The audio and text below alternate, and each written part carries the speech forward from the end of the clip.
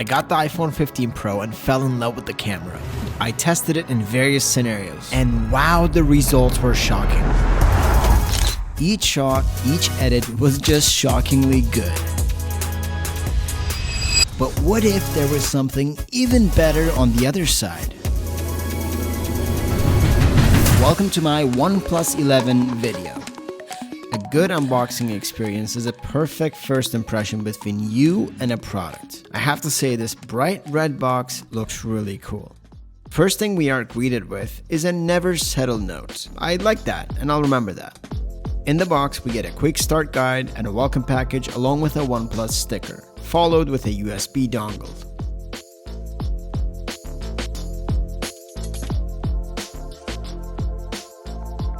The phone looks beautiful. We'll be looking at the Titan Black today, and to me the phone feels somewhat heavy already. We also get an 80-watt USB-A power adapter. And this one feels weird. I haven't seen a power adapter come out of a phone in a while. And then we get a USB-A to C cable. And after that, the setup process is pretty straightforward. I do want to mention that my goal is to compare the OnePlus 11 to my iPhone 15 Pro. My main reason for a smartphone use other than a cell phone use is to create content using my phone. The iPhone 15 Pro has been extremely great for that, but why not compare it with something that is cheaper for those who are looking at cheaper options with an Android system? For the past 10 years, I've only been using iPhones, but I did use an Android at some point of my life. What I remember about Androids is that they are customizable. So many widgets, custom icons, custom layout. It is designed to be yours. So some things never change. I'm still seeing that. I do like the slick design of the OnePlus 11. And back of this Titan Black looks really nice.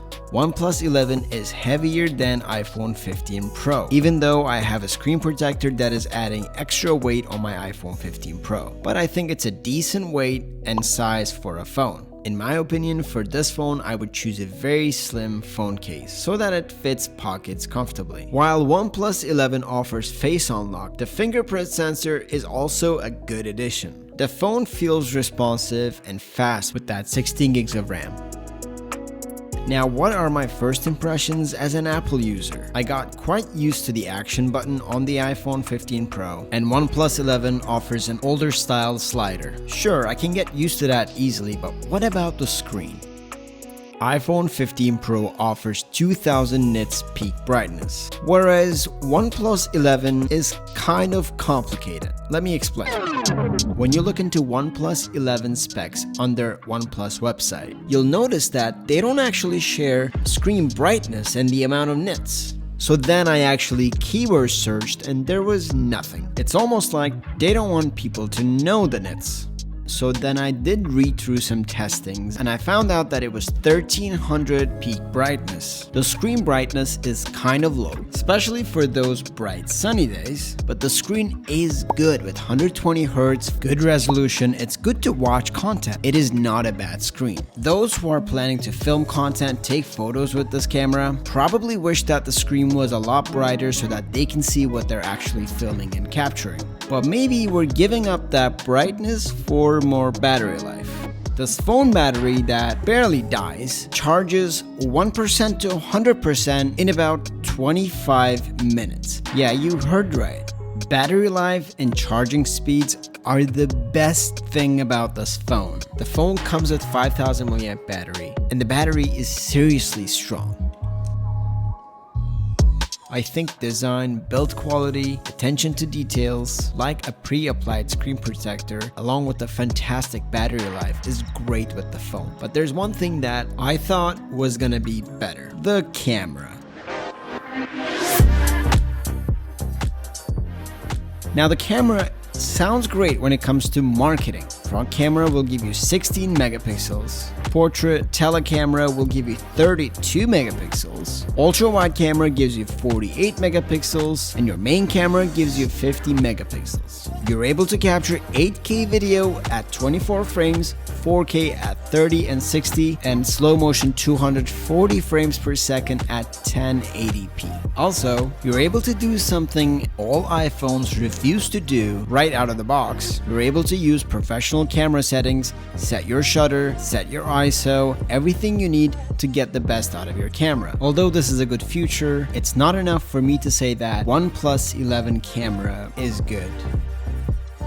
In my opinion, OnePlus just tried to do way too much. So I don't think this phone is for a professional content creator, photographer, or a filmmaker. The footage that comes out of iPhone 15 Pros can easily be implemented into my professional work. But looking at the footage from OnePlus 11, I cannot say the same. The footage looks way too sharp and too pastel-y.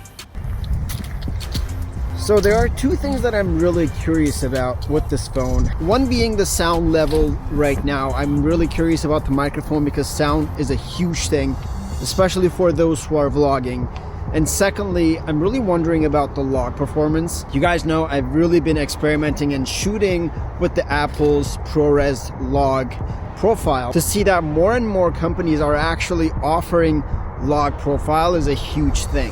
Not to say Apple is the first one who did it, because they are not, but the iPhone 15 Pro was the start of that for me. And it's just really nice for cell phone companies to really take care of their content creator or creative base users with the log profile or more tools to create. They're really expanding onto like the pocket size camera market, and there are now, I would say, a huge competitor for other companies who make those vlog cameras like Sony and Canon.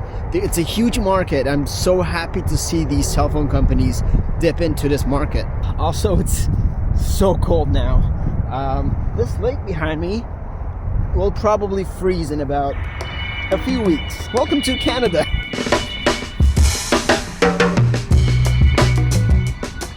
More megapixels and more resolution sounds great, and cell phone companies tend to really market that. Even though there are phenomenal Android devices that would go head on head with iPhone 15 Pro, I don't think OnePlus 11 can handle that to the slightest. Yes, it shoots 8K, but that's just a software resolution tweak. The innovation with cell phones now is log shooting. Now I'm happy that this device supports log shooting. It's great for those who are willing to experiment with log footage and learn how to color grade, but I just have to say it is extremely limited. To give you a reference, look at these two files. One file is coming from an iPhone 15 Pro, ProRes footage versus OnePlus 11 log video file. They are both 15 seconds in length. It's safe to say that there's not a lot of bitrate and quality coming out of the OnePlus Pro sensor. I know I said I'm not too impressed with the video capabilities of the OnePlus 11, but photography is not all that bad. The files you get out of the raw shooting are very workable. And just like the video, I do like that you get professional camera settings. Overall, I do like the customizability of the Android system, and I do think this phone has a good design and it looks slick. But I feel that every cell phone nowadays looks good, and they all have a character when it comes to looks. I do like that with the 256 gig model, you get 16 gigs of RAM. It does come with a pretty good screen and an absolutely fantastic battery life. Now, I don't think this is gonna surprise you, but I'm gonna stick to my iPhone 15 Pro. And at least OnePlus 11 won't be the phone that gets me out of the Apple ecosystem. Sorry OnePlus, you told me not to settle. My name is Barisalkas. Thank you for watching my OnePlus 11 versus iPhone 15 Pro comparison video. That is it for me today. I'll see you in the next one.